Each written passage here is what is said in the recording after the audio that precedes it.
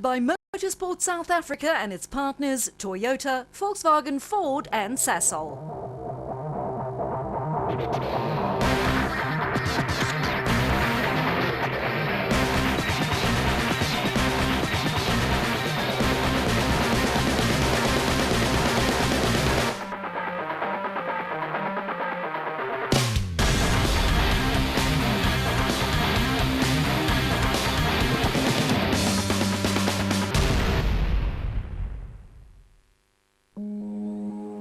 It's summertime in KwaZulu-Natal, time to take on the sugarcane fields of the South Coast.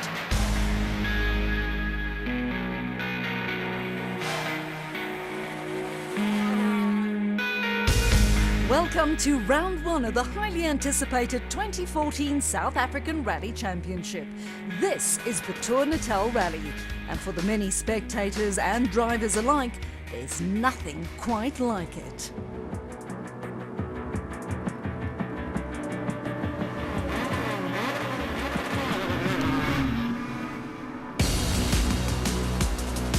And these are the names and faces of South Africa's best drivers, the creme de la creme of men and women who wear racing suits and crash helmets while strapping themselves into multi-million rand rally rockets in pursuit of rally glory. And the off-season between 2013 and 2014 has been a busy one, with drivers and navigators jockeying for positions in new teams and new cars. Reigning South African champion Mark Cronje returns behind the wheel of his trademark number 24 Ford Fiesta, but the champion is expecting stiff opposition in his quest to add a third successive title. Absolutely, I think the guys aren't happy that we've dominated the last basically 3 years. And after off-season, you can see a lot of them have been testing quite extensively, but so have we. SA motor industry giants Toyota and Volkswagen, however, will go all out in an effort to reclaim the glory that they've tasted for so many years in the past. Volkswagen especially have pulled out all the stops and reacquired the services of the Dutch and Belgian combination of Hans Weiss and Bjorn de Gant. Weiss was the last driver to win an event for Volkswagen when he claimed the last victory of 2012. This rally is quite special, but we must see what we can do. I think the team is very good from the moment. Weiss will be assisted by the young talent of Henk Lateghan, who returns for a second season in the Sasol Volkswagen Polo, but with a new navigator in the form of former champion Pierre Aris. Quite a big change, but we spent a lot of time together in the car. We did a small regional rally. And popular driver Gugu Zulu finally makes it to the big time as he steps up to full factory drive. But with his new role comes new responsibilities. It's not easy to step up to the big plate. We've been wanting this for such a long time, and now we're here, and it's also time to perform. And in the red and green corner, we have heavyweights Toyota, who packs a familiar as well as a new punch. Stalwart Johnny Gemmell retired from the sport, leaving the talented Leroy Poulter with the responsibility of leading their onslaught. We've done some more work now over the off-season, and I really think we've got a strong car. So now it's really up to us as the drivers to make it happen.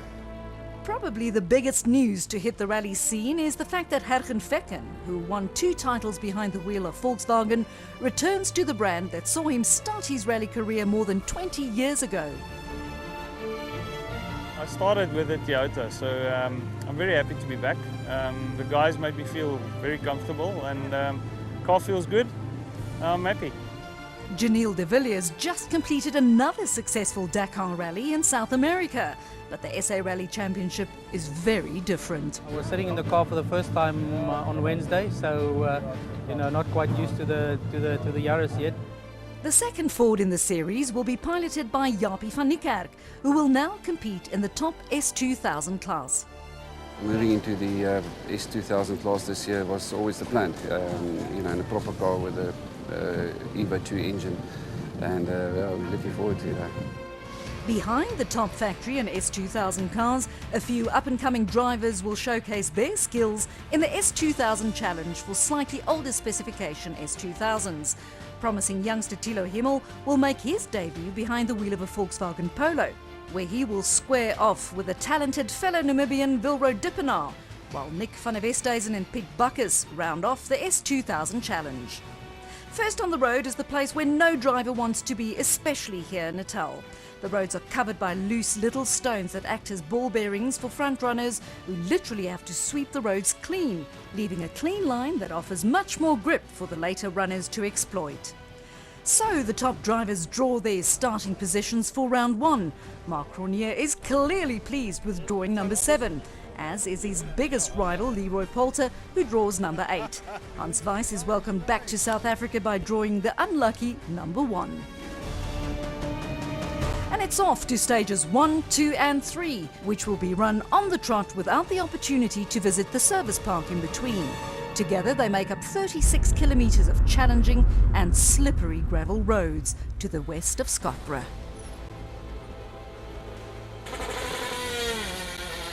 The Dutchman Hans Weiss and Belgian co-driver Bjorn de Gant are the first to get the action underway behind the wheel of the Sassel Racing Volkswagen Polo. Exactly 2 minutes later, it's the turn of the Imperial Toyota Yaris of Dakar hero Janelle de Villiers with Greg Godrich in the hot seat.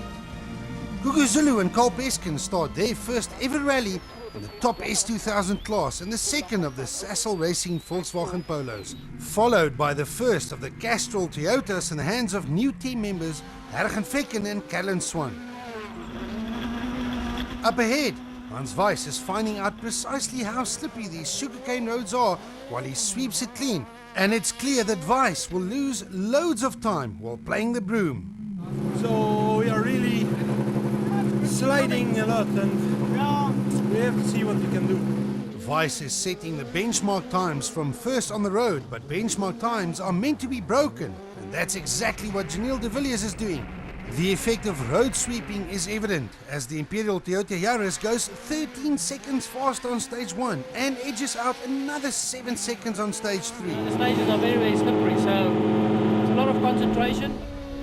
This is the moment that Gugu Zulu has been waiting for throughout his career. His first ever rally at the pinnacle of the sport behind the wheel of a full factory car in the premier class of rallying. Pretty much identical times over the first 2 stages places Zulu and co-driver Peskin alongside de Villiers and faster than Weiss, but it's still early days. Yeah, I'm happy that we got through it. The nerves are killing me, but now we're in the rally. It's time to start and push on. This is Zulu on stage 3, but the Sassel Racing Polo is slowing down. It doesn't look good as they grind to a halt in what could be a premature end to his challenge. No such problems though for Hergen Vecken in his first outing behind the wheel of the Castrol Toyota Yaris with Callan Swan reading the notes.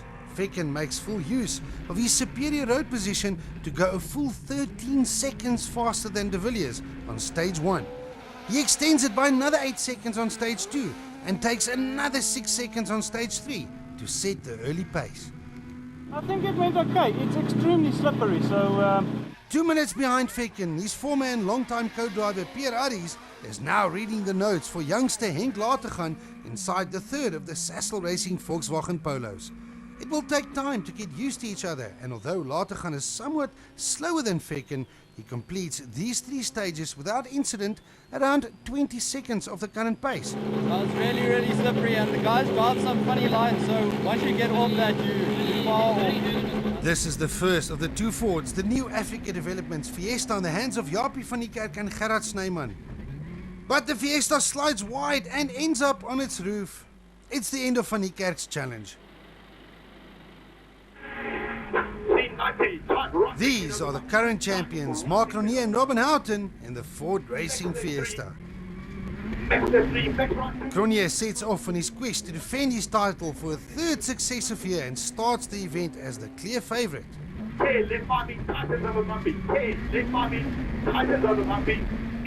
he too slides wide. That's impact with a tree and surely the end of their rally.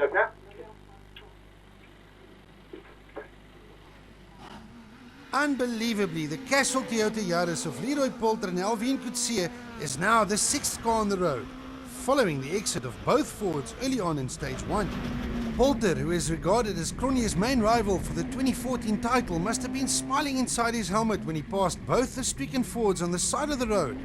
Poulter grabs the opportunity with both hands by setting the fastest times of all on all 3 stages to move into the early lead, a full 18 seconds ahead of teammate Fecken. Just very slippery, very slippery. Huge drama then so early on, but young Namibian Wilro Dippenaar and co-driver Kes Naidu would have none of it. The PZN panel beaters Toyota Orders will be one of the favourites to fight for S2000 challenge honours. But Dippenaar is one fast driver and made good use of his road position to set unbelievable times as he slots into third position overall. It was a slippy stage and yeah, it was alright. A number of big names, such as defending champion Marc Grenier, are already missing from the scoreboard after the day's opening loop of stages. Janelle de Villiers finds himself 44 seconds from the lead and down in fifth, while the new combination of Lateghan and Aries occupy fourth.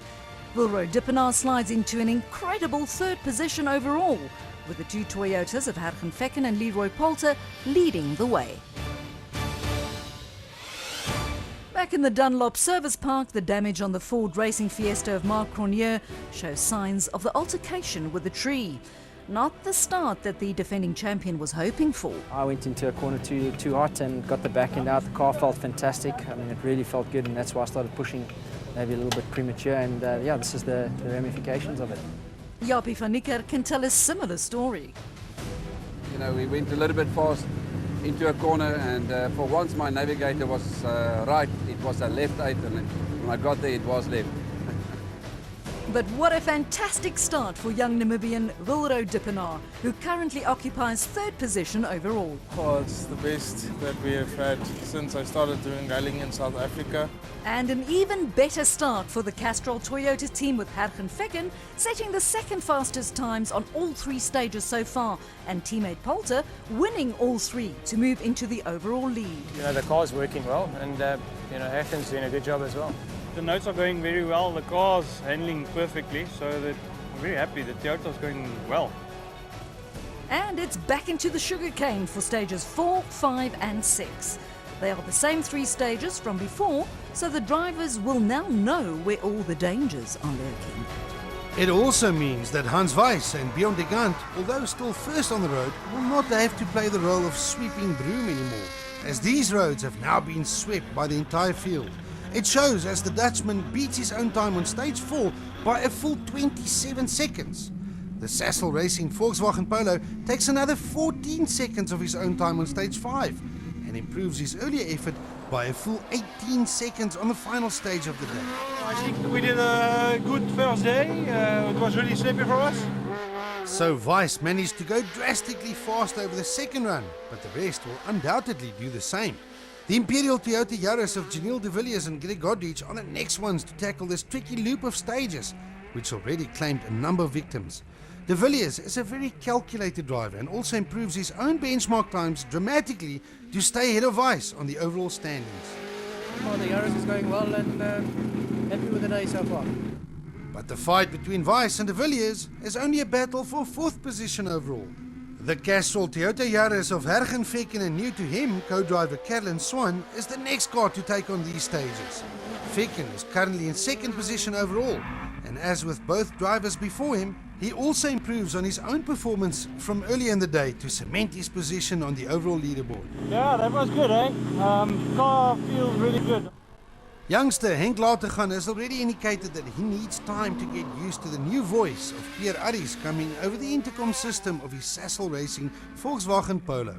Lateghan boils over with talent, while Aries is a double champion navigator, and as soon as this combination starts working, they will be a force to be reckoned with.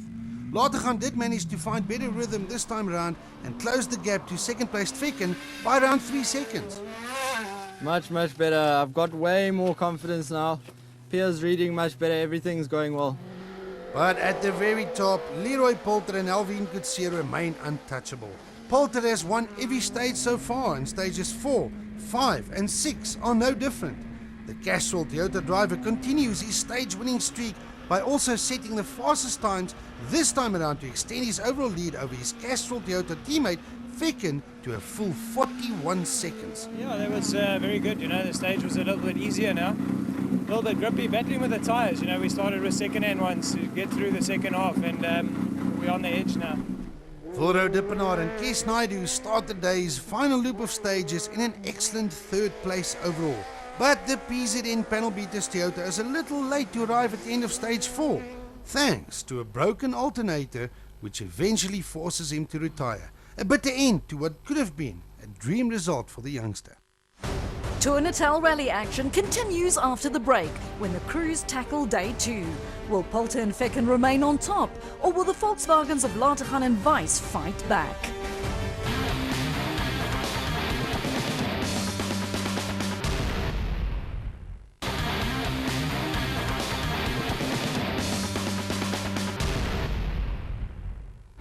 The 2014 South African Rally Championship has only seen around 70 kilometers of flat-out gravel racing, and already we've seen drama. Double and defending champion Mark Cronje's title defence started in the worst possible way, while Japie van Niekerk and Gugu Zulu were also forced to withdraw. But no such problems for Toyota's Leroy Poulter, who'll go to bed after day 1 with a comfortable lead over his Toyota teammate Hergen Fecken. Yeah, obviously got a nice lead, but we've got to be careful, you get a puncture quickly and lose a minute. Youngster Henk Lateghan poses the only real threat to the two Toyotas up front and is quickly finding his feet with the new navigator Pierre Aris. We're getting a good rhythm now in the car. Me and Pierre are starting to work well together. But that was day 1, and day 2 of the Tour Natal will bring its own set of challenges. As overnight leaders of the rally, the Castrol Toyota Yaris of Leroy Poulter and Alvin Coetzee turns into the proverbial broom for day 2. Poulter was expecting to lose large chunks of time because of this, but only time will tell. Fecken, however, is an old hand and knows that trying to chase down a total deficit of around 40 seconds, and that to your own teammate, is very risky indeed. And with the added luxury of another few seconds advantage over third place Henk Lateghan, both the Toyotas could afford to manage their pace over the morning's loop of stages. Poulter emerged with his lead over teammate Fecken extended to just over 50 seconds, so no real drama for the two Toyotas at the front. Henk Lateghan and Pierre Aris were in command of third place overall at the start of the second day. The Sassel Racing Volkswagen Polo had less than 20 seconds between himself and second placed Fecken, but team bosses most definitely instructed the young driver to hold station and not to risk anything. Lateghan did, however, feel much more comfortable inside his Polo and even managed to set the fastest time of all on stage 10, but remained around 20 seconds behind second position. Janiel de Villiers and Greg Godrich starts day 2 in 4th position overall, just 23 seconds behind the Polo of Lateghan, with another 20-odd seconds separating the Imperial Toyota Yaris from the chasing pack. But de Villiers had a few issues inside the car and struggled to find a good rhythm. This allowed the second of the Sassel Racing Volkswagen Polos, driven by Hans Weiss and Bjorn de Gant, to sniff an opportunity. And a sniff of a better position is all the determined Dutchman needs. Weiss moved to within 2 seconds of de Villiers on the first stage of the day and went on to pass him on the next. The Polo driver was clearly feeling much more comfortable than the day before and opened up a gap over de Villiers to make the current a 4th place all his own. So a little change near the top of the leaderboard, but the real fireworks came from the new Africa Developments Ford Fiesta of Japie van Niekerk and Gerrit Snyman. The pairing crashed out on stage 1 of day 1, but re-entered under Super Rally rules on day 2. The Super Rally means that you receive a 5-minute penalty for every stage not completed on the first day, so Van Niekerk is a full 30 minutes behind the leaders. But he goes on to set 2 faster stage times, only proving what could have been. And the same counts for Namibian Voldo Dippenaar, who starts the day more than 10 minutes behind the leaders and down in 19th position overall. But the PZN panel beaters Toyota quickly moves up into 11th place overall following the morning stages. The Sassel Racing Polo of Gugu Zulu and Carl Peskin also used the opportunity to super rally on day 2. But like with Van Niekerk, it serves as nothing more than a test session to gain experience. Toyota's Leroy Poulter extends his lead over teammate Hergen Fecken to a very respectable 51 seconds, with the Volkswagen of Henk Lateghan a further 19 seconds back. Hans Weiss overtakes Janiel de Villiers in 4th and 5th, respectively. Another well-earned visit to the service park for both man and machine to prepare for the final onslaught. And this is what they'll be preparing for. The same 4 stages and 60 kilometers from earlier in the day will decide the outcome of the Tour Natal rally. Hans Weiss fought his way into 4th position overall. Henk Latergan is third, but just 19 seconds adrift of the second place finish. It's time to formulate strategies. Hergen Fekken has 4 stages left in which to try and chase his teammate down, but will he risk it? And with a lead of more than 50 seconds, Leroy Poulter will have his sights on his first victory of 2014. A rally with such a high rate of attrition usually provides an opportunity for Class Super 1600 runners to finish high up on the overall standings, and the Tour Natal was no different. Andrew Heine and Robbie Coetzee powered their Toyota Auris to a career-best 10th place finish, while Willie van Straten and Scott Howden went one better to reach the end of the tough Tour Natal in 9th overall. Piet Bakkes and new co-driver Sean Visser gets the points for 8th overall, as well as the honours that come with a 2nd place in the S2000 Challenge. But one of the drives of the day had to go to Volro Dippenaar, who recovered from 19th overall overnight to finish 7th and to take the S2000 Challenge victory in the process. Class Super 1600 honours go to Guy Bottrell and Simon Vasey-Lyle, who acquired a Yato Tools Toyota Etios in the off-season. It was clearly a very good move, as the young Natalian not only wins his class but records a career-best 6th place finish overall. One question still had to be answered. Who would claim the coveted podium positions, and in what order? Janiel de Villiers and Greg Godrich start the final loop of stages in 5th place, but more than 2 minutes behind the leaders.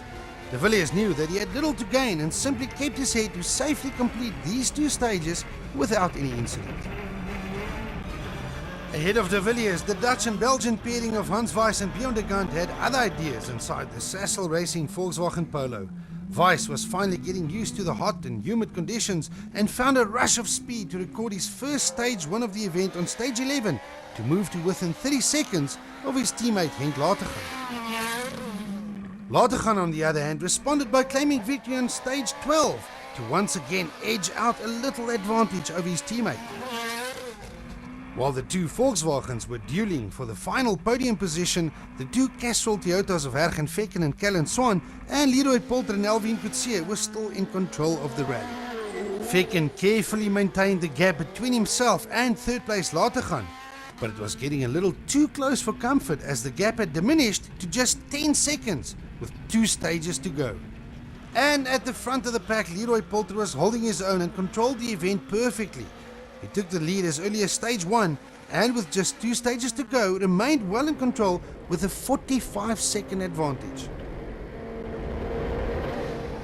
Just 2 more stages remain. 2 more opportunities for these warriors to try and influence the standings. Henk Latergan and Pierre Arries must have seen the 2nd placed carrot of Fekken's Toyota dangling over the bonnet of their Sassel Racing Polo. Oh no, the Polo slides wide in a corner and beaches itself on the sugarcane. What late drama as the youngster struggles to free himself and sees his 3rd place finish fly out the window. You can't believe it. It's unbelievable. You're so frustrated at that moment, but there's nothing you can do about it. Fortunately for Volkswagen, the Polo of Hans Weiss and Bjorn de Gant was in the perfect position to replace their fallen teammate on the podium, as the Dutchman reaches the end in a fine 3rd position overall in their first event on South African soil since late in 2011. And with Latergan removed from the equation, the pressure on the shoulders of Hergen Fekken and Callan Swan disappeared, allowing the former champion to safely bring his Castrol Toyota home in his first event for his new team. Just a few short kilometers of slippery gravel roads lined with sugarcane stand between Leroy Poulter and co-driver Alvin Coetzee and Toyota's first victory in more than a year. Surely the rally gods will not turn their backs on Poulter, who deservedly set the pace from the word go, but there are still a few anxious expressions on the faces of Toyota personnel at the end of the final stage, awaiting the much anticipated arrival of their man. And he did not disappoint. The Castrol Toyota Yaris blasts out of the sugarcane to cross the flying finish for a dominant victory on the Tour Natal. Confirmation then of Leroy Poulter's flag-to-flag victory of 43 seconds. Even better news for Toyota is that they claimed the 2 top spots on the podium, courtesy of Hergen Fekken. Weiss inherited third position ahead of a steady Janil de Villiers, who opens his 2014 account with a fourth place finish. And heartbreak for young Henk Lateghan, who slides down into fifth. Scenes of joy as the different winners in the different classes celebrate success on the Tour Natal podium in Scottsboro. And what a welcome return to South Africa for Hans Weiss, who sprays the champagne from the third step of the podium. Yeah, we are happy. We did a good speed today. We have some good stages. A good result for the Dutchman, but the real celebrations will no doubt be in the Toyota camp, with Fecken taking second place in his first event for the team. We did well, and Carolyn helped me quite a lot, so I'm very happy. And a dream result for Leroy Poulter, who led from start to finish to claim victory on the Tour Natal. The guys have done a great job at the shop. I mean, it showed 1-2 on the finish. I mean, you can't ask for anything better. Next up, we head to the plantations and forests of Mpumalanga for what is arguably the highlight of the season, the very popular Sasol Rally in and around Nelspruit and Sabi on the 11th and 12th of April. Highlights from the Tour Natal Rally Round 1 of the 2014 South African Rally Championship was presented by Toyota, Volkswagen, Ford and Sasol.